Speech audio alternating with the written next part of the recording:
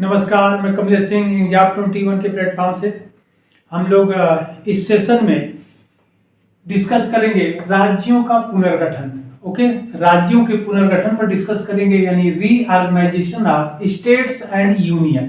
Okay, राज्यों के पुनर्गठन पर डिस्कशन हम लोग करेंगे, क्योंकि हम लोग जो इंडियन कॉन्स्टिट्यूशन यानी पॉलिटी जो प्रारंभ किए हैं, भारतीय संविधान जो हम लोग पार्ट 1 भाग 1 पर डिस्कस किए, जो संघ और उसका राज्य क्षेत्र पर, तो उसमें राज्य से संबंधित जो बातें हैं और वहाँ पर आर्टिकल हम लोगों ने देखा कि 4 आर्टिकल था 1 to 4 तक, यानी 1 2 3 4 मात्र 4 आर्टिकल वहाँ पर है पार्ट 1 में, और केंद्र और राज्य से संबंधित है और राज्य कैसे बनाए जाएंगे, उनका निर्माण। ओके, तो उसी से यह जुड़ा मामला था या ये टॉपिक था। तो वहाँ पर हमने आप लोगों से कहा कि यहाँ पर हम लोग आर्टिकल केवल यानी अनुच्छेद पर डिस्कस कर लेते हैं। इसके बाद अगले लेक्चर में राज्यों के पुनर्गठन से संबंधित यानी राज्यों के निर्माण से संबंधित हम लोग डिस्कस कर लेंगे कि भारत जब आजाद हुआ, आजाद से तात्पर्य है 1947 में जो ब्रिटिश सरकार से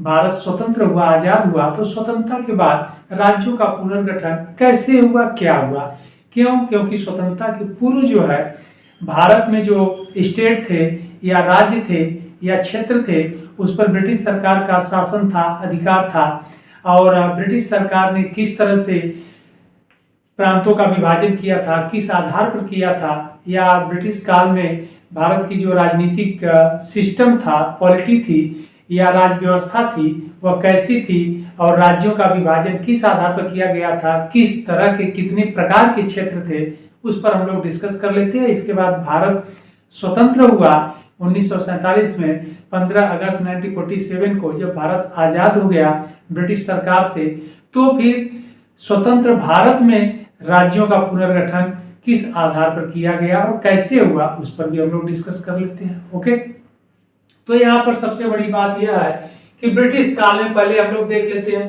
ब्रिटिश काल से तात्पर्य अभी भारत स्वतंत्र नहीं हुआ है, यानी 1947 के पूर्व। तो 1947 के पूर्व अगर देखा जाए तो ब्रिटिश काल में भारत में राज्य 2 भागों में विभाजित थे, मुख्य रूप से 2 भागों में बटे थे। नंबर 1 ब्रिटिश भारत का क्षेत्र था, यानी प्रांत जिसे कहते थे, और दूसरा देशी रियासतें थी जिसे प्रिंसली स्टेट्स कहते थे। ओके, तो ब्रिटिश भारत क्षेत्र से तात्पर्य था भारत का वह क्षेत्र जो सीधे ब्रिटिश सरकार के अधिकार में था या ब्रिटिश सरकार के अधीन था। ओके, तो वह ब्रिटिश भारत का क्षेत्र कहा जाता था, जिसमें प्रांतों की संख्या कुल 9 थी, जो 9 प्रांतों में डिवाइड था यानी बटा था। ओके, इसके बाद देशी रियासतें थी। देशी रियासतें क्या है? Princely state. देशी रियासतों से तात्पर्य है राजा, महाराजा या राजवाड़े। ओके, तो देशी रियासतें थी जो राजा, महाराजा ये लोग थे या राजवाड़े थे, और इनकी संख्या लगभग 600 थी, यानी 600 के आसपास थी। ओके, तो 600 रियासतें ब्रिटिश काल में थी। तो इस प्रकार ब्रिटिश भारत का क्षेत्र देशी रियासतें, और ब्रिटिश भारत में एक क्षेत्र और था जिसे कमिश्नरी क्षेत्र के कहते थे, और कमिश्नरी क्षेत्र की जो संख्या थी मात्र 4 थी। ओके, 4 कमिश्नरी जो क्षेत्र थे या प्रांत ही कह लीजिए, तो उसके अंतर्गत दिल्ली था। 4 कमिश्नरी क्षेत्रों में नंबर 1 दिल्ली था, नंबर 2 अजमेर था, नंबर 3 कुर्ग था, और नंबर 4 बलूचिस्तान था। तो यह 4 कमिश्नरी क्षेत्र थे ब्रिटिश काल में, और देशी रियासतें थी, और ब्रिटिश भारत का क्षेत्र था जिसे प्रांत कहते थे, स्टेट कहते थे, उनकी संख्या कुल 9 थी। ओके, तो यह था ब्रिटिश काल में जो भारत का विभाजन था वह इस रूप में था। ओके, कि ब्रिटिश भारत के अधीन क्षेत्र, इसके बाद 4 कमिश्नरी क्षेत्र, इसके बाद देशी रियासतों का क्षेत्र। अब आगे हम लोग बढ़ते हैं। अब स्वतंत्रता के पश्चात, अब जब भारत आजाद हो गया 15 अगस्त 1947 यानी 1947 के पश्चात, अब भारत की क्या स्थिति होती है वह हम लोग देख लेते हैं, क्योंकि हम लोगों को देखना है राज्यों का पुनर्गठन। ओके, तो स्वतंत्रता के पश्चात यानी 1947 के पश्चात भारत में कुल 600 में से 552 देशी रियासतें भारत की तरफ आई। ओके, यानी भारतीय क्षेत्र में 552 552 देशी रियासत यानी प्रिंसली स्टेट का विलय भारत में हुआ। लेकिन कैसे हुआ भारत में विलय, उसको हम लोग देखते हैं। और इसके अलावा जो शेष रियासतें थी 552 के अतिरिक्त जो देसी रियासतें थी, प्रिंसली स्टेट थे, वह पाकिस्तान में सम्मिलित हो गए, पाकिस्तान देश में मर्ज हो गए। ओके, और यह 552 जो देसी रियासतें थी, इनका भारत में विलय कैसे हुआ? तो ये छोटी बड़ी सारी रियासतें थी, लेकिन इसमें कुछ बड़ी रियासतें थी, जैसे हैदराबाद, जूनागढ़, जम्मू कश्मीर, यह किसी में सम्मिलित नहीं होना चाहते थे। ये रियासतें प्रिंसली स्टेट या स्वतंत्र रहना चाहते थे। ओके, तो स्वतंत्र रहने वाली जो देसी रियासतें थी हैदराबाद, जूनागढ़, जम्मू कश्मीर, लेकिन कैसे मिलाया जाएगा उस पर भी हम लोग डिस्कस करेंगे। ओके, तो यहाँ पर सबसे बड़ी बात है कि स्वतंत्रता के पश्चात देसी रियासतों को भारतीय क्षेत्र में मिलाने का जो सबसे बड़ा कार्य किया वह आयरन मैन यानी लौह पुरुष जिन्हें कहा जाता है, लौह पुरुष के नाम से भी मशहूर है और भारत के आधुनिक भारत के विस्मारक भी कहे जाते हैं, सरदार वल्लभ भाई पटेल, जो गृह मंत्री भी थे यानी होम मिनिस्टर भी थे। ओके, और इनका बहुत सख्त निर्णय होता था, डिसीजन होता था और एकदम आयरन मैन के रूप में थे और प्रिंसली स्टेट के सामने एक दीवार की तरह ये खड़े हो गए।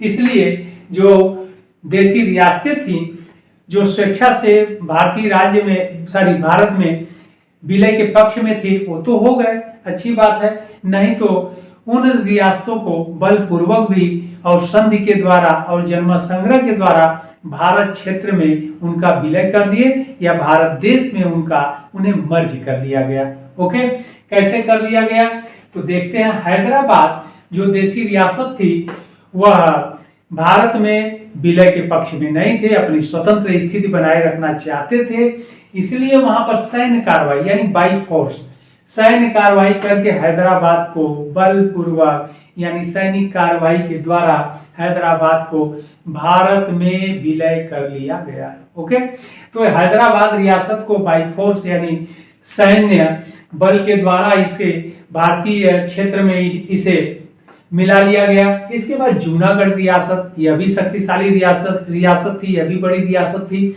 यहाँ पर जनमत संग्रह के द्वारा इसे भारतीय क्षेत्र में मिला लिया गया, तो जूनागढ़ को जनमत संग्रह के द्वारा मिलाया गया। इसके बाद जम्मू कश्मीर रियासत थी, यह न भारत में विलय करना चाहते थे और न पाकिस्तान में विलय करना चाहते थे, यह भी अपनी स्वतंत्र स्थिति बनाए रखना चाहते थे।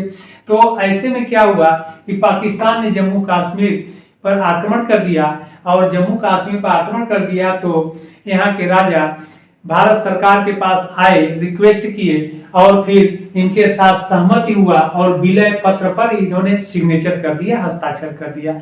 इस प्रकार जम्मू कश्मीर को विलय पत्र पर हस्ताक्षर करने के पश्चात भारत में इसे मर्ज कर लिया गया, सम्मिलित कर लिया गया। इस प्रकार तीन रियासतें हैदराबाद सैनिक कार्रवाई के द्वारा आ गए, जूनागढ़ जनमत संग्रह के द्वारा आ गया और जूनागढ़ का जो क्षेत्र था वर्तमान जो गुजरात है और राजस्थान का कुछ क्षेत्र है वह जूनागढ़ रियासत के अधीन आता था, लेकिन सबसे अधिक जो एरिया था ज्योग्राफिकल एरिया जूनागढ़ का वह गुजरात राज्य में ही पड़ता था। ओके, इसके बाद जम्मू कश्मीर का भारत में मर्ज यानी विलय पत्र पर हस्ताक्षर के द्वारा। इस प्रकार सरदार वल्लभ भाई पटेल की भूमिका आप कहिए सराहनीय थी या अद्वितीय थी। भारतीय जो देसी रियासतें थी प्रिंसली स्टेट, उनको बड़े ही प्यार से बलपूर्वक और संधि के द्वारा भारत देश में उनका विलय कर लिया गया या भारतीय क्षेत्र में उन्हें मिला लिया गया। ओके, इस प्रकार आगे चल करके जो शेष रियासतें थी पाकिस्तान देश में सम्मिलित हो गई, इस पर हम लोग डिस्कस कर लिए। इसके बाद जब देसी रियासतों का विलय भारत में कर लिया गया तो अब राज्यों के पुनर्गठन की बात आई फिर नए सिरे से कि भाई अब तो देसी रियासतों को मिला लिया गया और स्वतंत्रता के बाद ब्रिटिश भारत सीधे 9 प्रांत थे सीधे भारत सरकार के अधीन आए और जो 4 कमिश्नरी क्षेत्र थे वह भी आए, तो भारत सरकार के समक्ष पुनः राज्यों के पुनर्गठन की एक बार मांग उठी। राज्यों के पुनर्गठन से संबंधित मामला सामने आया क्योंकि भारत सरकार भी प्रशासनिक सुविधा को ध्यान में रखते हुए राज्यों का एक बार पुनर्गठन करना चाहती थी या राज्यों का पुनर्गठन करना चाहते थे। ओके, तो जब राज्यों के पुनर्गठन की बात उठी तो इसमें सबसे अधिक जो बात सामने आई वह भाषाई आधार पर, कि भाषाई आधार पर राज्यों का गठन किया जाए। अब भाषाई आधार पर राज्यों का गठन किया जाए तो भारत सरकार भाषाई आधार पर राज्यों के गठन करने के पक्ष में नहीं थी, इसलिए क्या किया गया कि मांग तो उठी भाषाई आधार पर राज्यों का गठन किया जाए, लेकिन भारत सरकार ने क्या किया कि नवंबर 1947 में एसके धर के नेतृत्व में एक कमीशन यानी आयोग का गठन किया। ओके, तो एसके धर के नेतृत्व में एक आयोग का गठन किया और एसके धर जो थे यह इलाहाबाद हाई कोर्ट के रिटायर्ड जज थे। ओके, तो इनके नेतृत्व में, इनकी अध्यक्षता में एक आयोग का गठन किया गया और कब किया गया? नवंबर 1947 में, 1947 में, नवंबर 1947 में एसके धर की अध्यक्षता में एक कमीशन नियुक्त किया गया, गठन किया गया और यह कमीशन अपनी रिपोर्ट 1948 में दिया। 1948 में यह अपनी रिपोर्ट केंद्र सरकार को यानी भारत सरकार को प्रस्तुत कर दिए यानी दे दिए। अब इस रिपोर्ट में इन्होंने क्या कहा? इस रिपोर्ट में इन्होंने भाषाई आधार पर राज्यों के गठन या निर्माण या फिर बनाए जाने की मांग को यह खारिज कर दिए। भाषाई आधार पर राज्यों के पुनर्गठन या राज्यों के निर्माण में के पक्ष में ये नहीं थे, अपितु इन्होंने अपने रिपोर्ट में प्रशासनिक व्यवस्था को ध्यान में रखते हुए और राज्यों के भविष्य में विकास को ध्यान में रखते हुए उसके गठन यानी पुनर्गठन की बात इन्होंने कहा। ओके, और भाषाई आधार पर इन्होंने विशेष बल नहीं दिया या भाषाई आधार को तवज्जो नहीं दिया। अब क्या हुआ? आगे बढ़ते हम लोग, लेकिन जो भाषाई आधार पर राज्यों के बनाने की मांग थी वह बहुत तेजी से आगे बढ़ रही थी, क्योंकि भारत एक डाइवर्सिटी है, विविधतामय देश है। यहाँ पर डिफरेंट एरिया में, क्षेत्र में डिफरेंट यानी भिन्न भिन्न भाषाएं बोली जाती हैं, इसलिए भाषा को ही प्रमुख मुद्दा बनाया गया। उन क्षेत्र के स्थानीय नेताओं द्वारा या फिर जो नेतृत्वकर्ता थे वह स्थानीय भाषा के आधार पर ही वह राज्यों की मांग के पक्ष में थे। ओके, तो यह बात क्लियर है। अब आगे बढ़ते हैं कि भाषाई आधार पर किन क्षेत्रों में सबसे अधिक आंदोलन शुरू हुआ, तो वह था तेलुगु क्षेत्र। तो तेलुगु क्षेत्र में तेलुगु भाषा के आधार पर राज्य की मांग के सबसे अधिक समर्थक या प्रबल दावेदार थे और उनका नेतृत्व कर रहे थे पोट्टी श्रीरामुलु। ओके, आंध्र प्रदेश के जो नेता थे पोट्टी श्रीरामुलु, यह तेलुगु भाषा के आधार पर आंध्र प्रदेश राज्य के गठन की मांग कर रहे थे। ओके, इस प्रकार पहला ऐसा जो राज्य था भाषा के आधार पर निर्माण होगा, लेकिन आगे देख लिया जाए कि केंद्र सरकार जो थी, भारत सरकार, भाषा के आधार पर राज्य के गठन के पक्ष में नहीं थे। लेकिन इन्होंने 1952 में, अभी क्या है कि 1947 में एसके धर की अध्यक्षता में जो आयोग गठित किया गया था, 48 में इन्होंने रिपोर्ट दिया, भारत सरकार किसी निर्णय पर पहुंचती, उसी बीच 1952 में यह जो नेतृत्वकर्ता थे आंध्र तेलुगु भाषी क्षेत्रों के, पोट्टी श्रीरामुलु जो नेता थे, वहां पर अनशन पर बैठ गए। और कब बैठ गए? 1952 में, 1952 में यह अनशन पर बैठ गए और 58 यानी 58 दिन के अनशन के पश्चात 58वें दिन इनकी मृत्यु हो जाती है। 57 दिन के अनशन किए और 58वें दिन 58 डेज में उनकी मृत्यु हो जाती है। डेथ हो गया किसका? पोट्टी श्रीरामुलु का। जब इनकी मृत्यु हो गई और 15 दिसंबर 1952 को इनकी मृत्यु हो गई, तो फिर तेलुगु क्षेत्रों में यह जो आंदोलन था बहुत सक्रिय हो गया और बहुत केंद्र सरकार का विरोध होने लगा इन क्षेत्रों में। अब केंद्र सरकार ने क्या किया कि जल्दबाजी में कोई ना कोई निर्णय लिया और जो डिसीजन लिया, जो निर्णय लिया, उस निर्णय के आधार पर 1 अक्टूबर 1953 को, ओके, 1 अक्टूबर 1953 को तेलुगु भाषा के आधार पर आंध्र प्रदेश राज्य का गठन कर दिया। इंपॉर्टेंट पॉइंट है। ओके, 1 अक्टूबर 1953 को तेलुगु भाषा के आधार पर आंध्र प्रदेश राज्य का गठन किया गया और इसकी कैपिटल यानी राजधानी कर्नूल बनाई गई। ओके, यह इंपॉर्टेंट है। इस प्रकार भारत का भाषाई आधार पर बनने वाला पहला राज्य आंध्र प्रदेश है।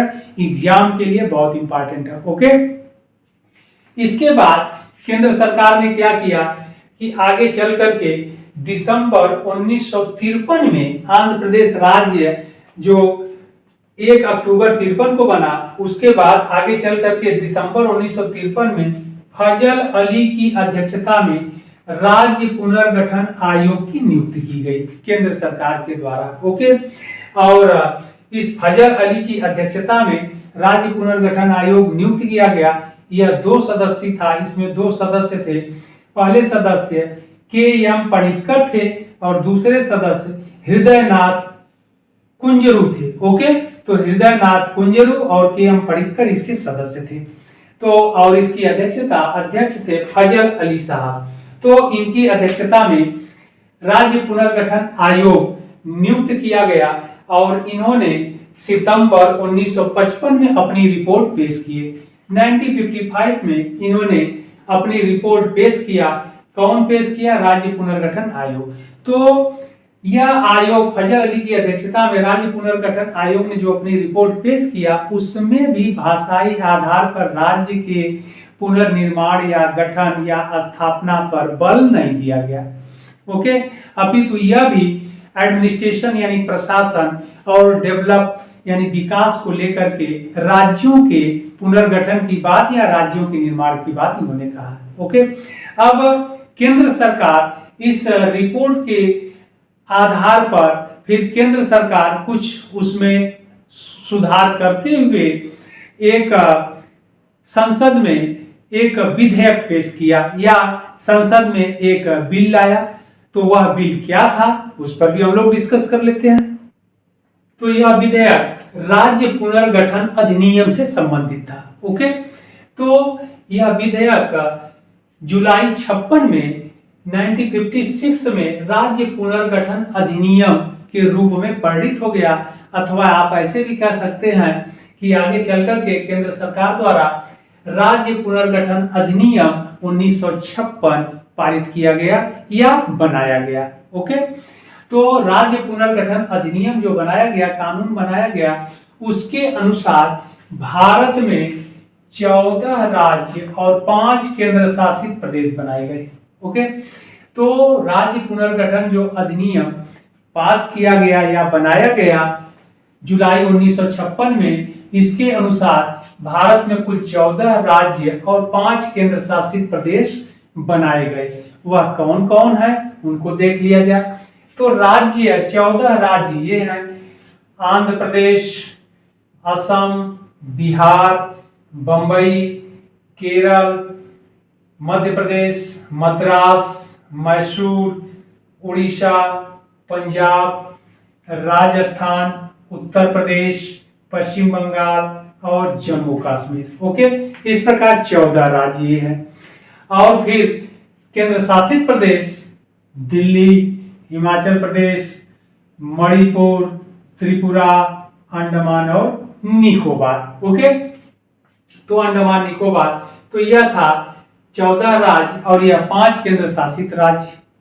यह बनाए गए किसके द्वारा? राज्य पुनर्गठन अधिनियम बनने के पश्चात यह राज्य बनाए गए। और इसके बाद फिर आगे चलकर के क्रमशः इसी भाषा के आधार पर नहीं, अपितु डेवलपमेंट यानी विकास के आधार पर प्रशासनिक सुविधा को ध्यान में देते हुए समय समय पर राज्यों का निर्माण होता गया, यानी नए नए राज्य का गठन किया गया और आज भी जारी है। क्योंकि आगे आप देखेंगे तो उत्तर प्रदेश जो राज्य था उससे उत्तराखंड बना दिया गया। तो उत्तर प्रदेश 2 भागों में, 2 राज्य में डिवाइड हो गया। इसके बाद मध्य प्रदेश था, मध्य प्रदेश भी छत्तीसगढ़ और मध्य प्रदेश में डिवाइड हो गया, क्योंकि छत्तीसगढ़ का जो बेल्ट था उसके विकास को लेकर के, प्रशासनिक व्यवस्था को ध्यान में रखते हुए उसका निर्माण हुआ या गठन हुआ छत्तीसगढ़ राज्य। इसके बाद आप बिहार को देखेंगे, बिहार भी जो झारखंड एरिया था और ऊपर का, तो झारखंड जो एरिया थी प्रशासनिक व्यवस्था और उसके डेवलप को लेकर के, विकास को लेकर के, उन क्षेत्रों के लोगों के विकास को लेकर के, तो बिहार का भी डिवाइडेशन कर दिया गया, तो बिहार और झारखंड हो गया। इसी तरह आंध्र प्रदेश का भी जो विभाजन किया गया, तेलंगाना राज्य बनाया गया। तो समय समय पर राज्य के जो बनाए जाने का जो प्रोसेस है, प्रक्रिया है, वो जारी है, वो रुकी नहीं है। इसलिए ये 14 राज्य थे और आज वर्तमान में ये राज्य बढ़ करके 28 हो गए हैं और केंद्र शासित राज्य भी बढ़ करके इनकी संख्या 8 हो गई है।